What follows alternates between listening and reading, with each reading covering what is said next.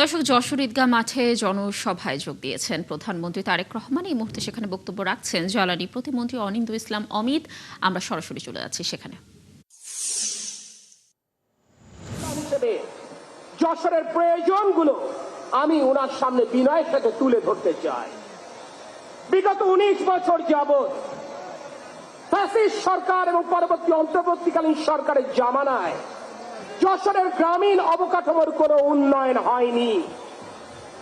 পাকা রাস্তা থেকে যদি গ্রামের কোনো একটি রাস্তায় কয়েক কদম হেঁটে যাওয়া হয়, সেই রাস্তা চলাচলের অনুপযোগী হয়ে গেছে।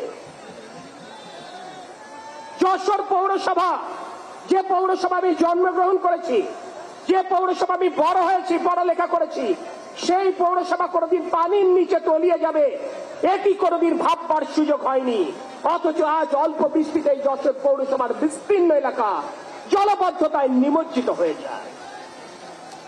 আমার মনিরামপুর, আমার কেশবপুর, আমার অভয়নগর এবং আমার সদরের কিছু এলাকা দীর্ঘ সময় ভবদায় জলবদ্ধতায় কষ্ট পায়। হাজার হাজার হেক্টর জমির ফসল হানি হয়, স্বাভাবিক জীবন যাপন থেকে তারা বঞ্চিত হয়।